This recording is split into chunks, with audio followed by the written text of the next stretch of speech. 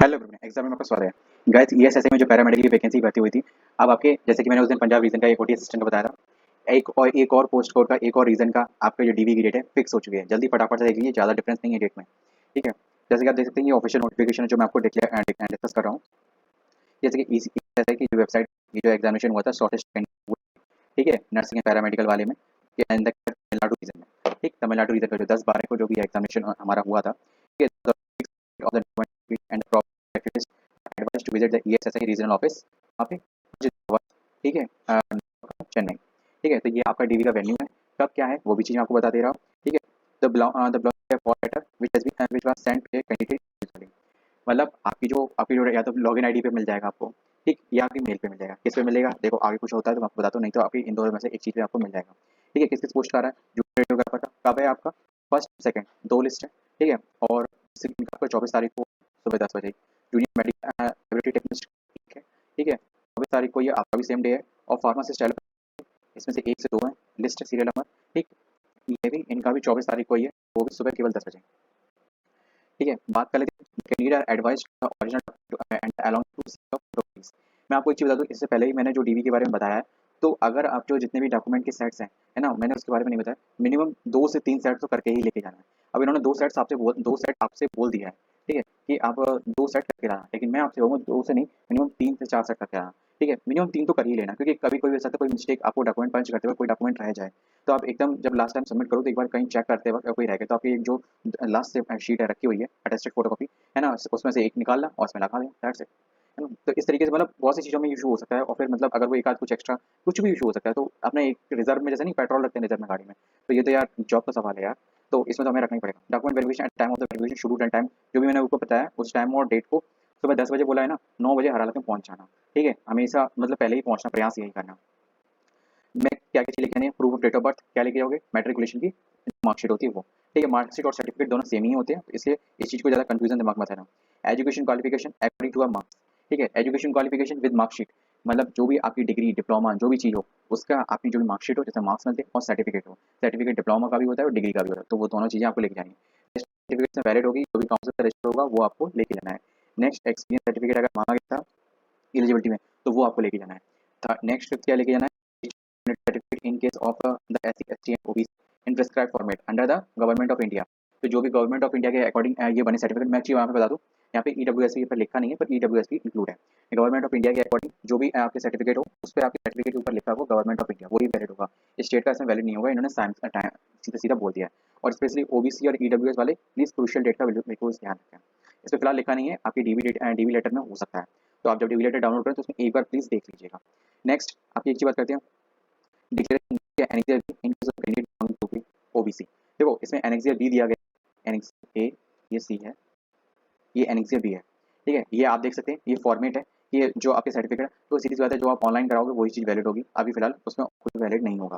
ठीक है, crucial date के रिगार्डिंग यहाँ पे ऐसा कुछ यहाँ पे नहीं लिया गया, ओबीसी और ईडब्ल्यूएस में क्रूशियल डेट का बहुत इंपॉर्टेंट होता है।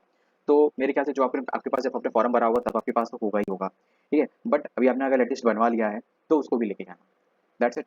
बात करते हैं next, disability and disability certificate case of the PWD. अगर पीडब्ल्यूडी सर्टिफिकेट आपने लगाया है तो आपको वो भी लेके जाना है। एनओसी सर्टिफिकेट अगर लेके जाना है, अगर आप डिपार्टमेंट में कहीं ऑलरेडी वर्क गवर्नमेंट एम्प्लॉय या क्वासी गवर्नमेंट में, ठीक है, या पब्लिक अंडरटेकिंग में, ऑटोनोमस गवर्नमेंट में, अगर आप इनमें से कहीं से भी काम कर रहे हो तो आपको अपना एनओसी सर्टिफिकेट लेके जाना पड़ेगा, है ना। अगर तो वो चीज़ आपको ये भी हो सकता है कि आपके ऊपर कुछ पेनल्टी वगैरह लगे, जैसे प्राइवेट में ये होता है कि वो पेनल्टी लगाते हैं कुछ, क्योंकि आपने पहले से बताया नहीं होता, ऑब्वियसली बात है, कैसे बता सकते हैं जब तक कंफर्म ना आ जाए, है ना। तो वो चीज़ आप अपना मैनेज करके जाना। नेक्स्ट, तो एनओसी तो जरूरत पड़ेगा अगर आप ये दिखाओ कि आप कहीं काम कर रहे हो। ठीक है, बात तो समझे होगे। Discharge certificate, declaration and ex serviceman का, इसमें यहाँ पे सर्टिफिकेट, डिस्चार्ज सर्टिफिकेट मतलब जब आपने एक्स सर्विसमैन मतलब सॉरी आपने सर्विस छोड़ी थी, ठीक है, या आपकी जब सर्विस खत्म हुई थी, तो सर्विस बुक जो आपकी जो होगी ना, वो आपको लेके जाना पड़ेगा। That's it. उसकी फोटोकॉपीज वगैरह भी लेके जाना, जो ये सारे मैं जो लिस्ट बता रहा हूँ ना, इन सब की इसी सीरियल वाइज आपको सारे डॉक्यूमेंट लगाने हैं। अगर जो आप में एलिजिबल मतलब जो आपने अगर मांग रहे हो कोई भी कैटेगरी का एक्सपीरियंस या रिलैक्सेशन मांग रहे हो, तो वो आपको उस सीरियल में लगा उस इसी तरीके सीरियल में लगाना है, वरना नहीं लगाना है, उसको छोड़ देना है। नेक्स्ट क्या है, फोटो आईडी प्रूफ, मतलब आधार कार्ड, पैन कार्ड और डीएल, वोटर आईडी, जिसमें भी जिस भी आईडी में भी आपकी फोटो हो, आपका नाम पता एड्रेस हो, वो सारी चीज़ें इसमें वैलिड है। मेन चीज़ में आधार कार्ड लेके जाना जो आपने फॉर्म भरते वक्त लगाया होगा, या फिर डीएल लेके जाना, और पैन कार्ड तो जरूरी मस्ट लेके जाना। ठीक, और एक चीज़ देखना, वो साथ में जो भी आईडी हो, 2 आईडी हो, जो भी आप लेके जा रहे हो, जो भी आपकी फ़ोटोकॉपी वहाँ प्रेज़ेंट कर रहे हो, इन आईडी की भी फ़ोटोकॉपी प्रेज़ेंट होगी वहाँ पे, एक चीज़ डायरेक्ट डॉक्यूमेंट के साथ, ठीक है? तो आप जो भी प्रेज़ेंट कर रहे हो, तो उसकी डिटेल्स एक-दूसरे से मैच हो रही हों और जो भी डिटेल आपकी 10th की मार्कशीट से मैच हो रही होंगी, वही आईडी लगाना, ठीक है? तो मैं आपसे एक से मल्टीपल आईडी इसलिए बोल रहा हूँ कि इफ एनी केस अगर वो कोई इश्यू क्रिएट करते हैं, कि जैसे कि आधार कार्ड में ये हो जाता है कि मिनिमम 10 साल के अंतर्गत आपने एक बार का प्रिंट हो जाना चाहिए, ठीक है? लेटेस्ट से लेटेस्ट होना चाहिए आपके पास, तो वो चीज़ हो सकता है। तो मैं वो उन पर्टिकुलर केसेस में कुछ बता रहा हूँ, तो आपको इसलिए माइंड मेकअप बना के चलना। Print copy of your online application form and admit card. Simple सी बात है, एप्लीकेशन फॉर्म और एडमिट कार्ड की आपके पास यही होगी कॉपी, ठीक है? तो इसमें सोचने वाली कोई बात ही नहीं है। अगर आपके पास एडमिट कार्ड की कॉपी नहीं है, तो कोई दिक्कत नहीं है, आपने उसको डाउनलोड किया ही होगा, कहीं न कहीं, फ़ोन में, पीसी में, है ना? कहीं न कहीं किया ही होगा, तो वो आपको मिल जाएगा। That's it. अब बात करते हैं नेक्स्ट और क्या है, नो टीए-डीए फॉर देखो डीवी के लिए कुछ भी आपको पैसे नहीं मिलेंगे, सीधी-सी बात है। ये आपके यहाँ तक आपके डॉक्यूमेंट हो गए खत्म, ठीक है? यहाँ पे आपके डॉक्यूमेंट हो गए खत्म। अगर जैसे कि फॉर एग्जांपल मैं आपको एक चीज़ बता दूँ, बहुत से लोग इश्यू कर रहे होंगे, दिमाग में आ रहा होगा आपके, तो मैं आपको क्लियर कर दूँ थोड़ा-सा, ज़्यादा क्लियर नहीं करूँगा, मैं थोड़ा-सा क्लियर कर पाऊँगा आपको। क्योंकि ये आपका ऑनलाइन एप्लीकेशन फॉर्म, बहुत से लोग प्रिंट आउट नहीं निकालते हैं, पीडीएफ फॉर्म में अपने पास नहीं रखते हैं। ठीक है, मैं आप सभी से रिक्वेस्ट करता हूँ, कोई भी फॉर्म भरें, उसकी पीडीएफ अपनी जीमेल पे डाल दिया करें, जिससे कि आपको सर्च करने में और फाइंड करने में बड़े अच्छे से आपको मतलब ईज़िली अवेलेबल हो जाए।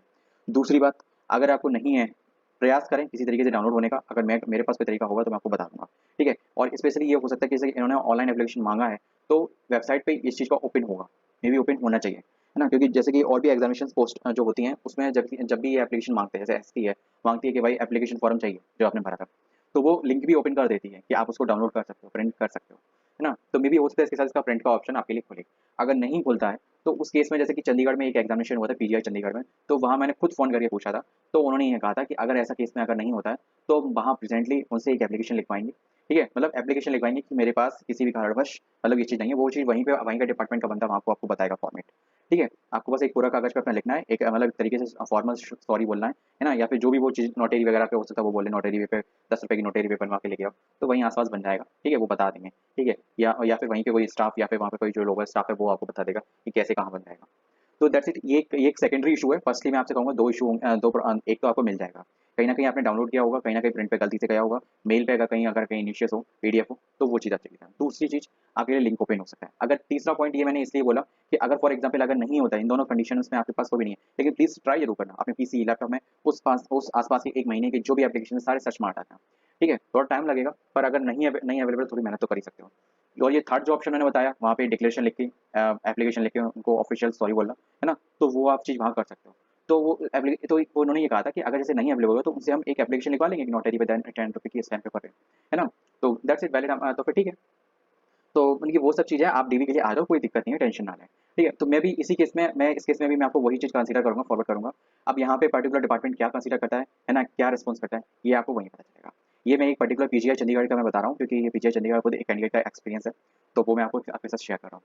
That's it. नेक्स्ट आपके लिए जो ऑफर अपॉइंटमेंट है विल बी इशूड सेपरेटली, ठीक है? मैंने आपको अभी बोला था ऊपर ही कि आपकी ऑफिशियल आप जब लॉगिन वगैरह करोगे आपके लिए लिंक खुलेगा, आपके लिंक खुलेगा और उसके separately issued separately on a letter date, ठीक है? बाद में मतलब बाद में होगा after the completion of the DV and the found the fit in all aspects. देखो जो भी ऑफर लेटर होगा जब डीवी हो जाएगा आपको 24 तारीख को, फिर उसके कुछ दिनों बाद होगा।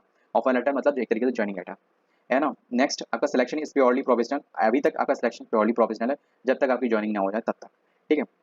With the verification of the document in supported to be eligibility for your post, आपकी पोस्ट के अकॉर्डिंग जो भी डॉक्यूमेंट का वेरिफिकेशन हो रहा है and advice in the notice of recruitment, जो भी उन्होंने नोटिफिकेशन में बताया था कि ये एलिजिबिलिटी चाहिए, ये चाहिए, ये एक्सपीरियंस चाहिए, ये सब चीज़ें डॉक्यूमेंट से यहाँ से काउंसिल से वेरिफिकेशन होना चाहिए, आपके पास सर्टिफिकेट होना चाहिए, है ना? Call letter for the document verification does not to be confer any right upon the appointment for the concern post. देखो जो भी डीवी लेटर आपको मिलेगा लिंक पे जाके तो वो राइट नहीं है कि आपका सिलेक्शन पक्का है, वो चीज़ यहाँ बोल रहा है at any stage it should be found not eligible and the document is submitted for your selection the appointment shall be simply cancel. अगर किसी भी स्टेज पे अभी तक भी जब भी आपको जॉइनिंग तक नहीं हो जाता तब तक अगर आपको किसी भी स्टेज पे अगर बोला अगर कोई भी इशू पाया जाता है आपके डॉक्यूमेंट में एनी कोई भी डॉक्यूमेंट में, अगर आपके डॉक्यूमेंट में कोई कमी है आप बोल दो, ठीक है? तो वो आपसे डिक्लेरेशन लिखवा के आपके एक ऑफिशियल डॉक्यूमेंट बना के आपको देंगे, ठीक है? मतलब जो मैंने आपको बताया नोटरी वगैरह जो भी चीज़ है एप्लीकेशन वगैरह मोहर वगैरह लगा के, है ना? देंगे। बट अगर आपने कोई फॉर्ज किया है फिर कोई भी इशू हुआ तो वो डॉक्यूमेंट वेरिफिकेशन में पकड़ा गया, तो वो आपका कैंडिडेट कैंसिल हो जाएगा किसी भी इशू में। या फिर कोई डॉक्यूमेंट आप मिसरीड करते हो या फिर मतलब आप प्रेजेंट नहीं कर पाते हो, तो वो आपको एक कुछ दिन का टाइम देंगे। तो मैं तो आपसे केवल एक ही चीज़ कहूँगा, आप सारे डॉक्यूमेंट डॉक्यूमेंट प्रिपेयर कर लेना और मैं जिस दिन से रिजल्ट आया था, मैंने तब से 7 तारीख से ही आपसे कहा था कि सारे डॉक्यूमेंट प्रिपेयर कर लो। अगर कोई सर्टिफिकेट नहीं बनाओ, स्पेशली कैटेगरी वगैरह का जो भी चीज़ इशू होता है, वो बनवा लो, ठीक है? पैसे ही थोड़े ₹50-60 ₹50-60 खर्च हो जाएँगे, इससे ज़्यादा कुछ नहीं होगा। ये सारे आपके फॉर्मेट्स हैं, ठीक है? तो फॉर्मेट्स वगैरह ये चीज़ देख लीजिए, एनेक्सियर 1, ए, बी, सी, डी जो भी चीज़ है ना? तो वो चीज़ आप देख लीजिएगा। तो आपका ऑनलाइन आपका डाउनलोड हो जाएगा, ईएसआईसी की वेबसाइट पे लिंक पे जाना, तो जैसे लिंक ओपन होता है, वैसे जाके फटाफट चेक कर लेना। अब मिलते हैं नेक्स्ट वीडियो में किसी और अपडेट के साथ। जैसे कोई और रीज़न का अगर आता है डीवी का अपडेट, तो मैं आपको बताता हूँ और अपडेट करता हूँ, और प्लीज़ अलर्ट रहिएगा, ठीक है? क्योंकि इसमें देखो आप देख सकते हो 15 तारीख को इन्होंने डाला और 24 तारीख को है, मतलब बहुत कम टाइम गैप होता है। कभी-कभी थोड़ा-सा मेरे से मिसप्लेस हो जाता है, जैसे कि अभी हो गया ना? तो मिलते हैं नेक्स्ट वीडियो में किसी और के साथ। जय हिंद।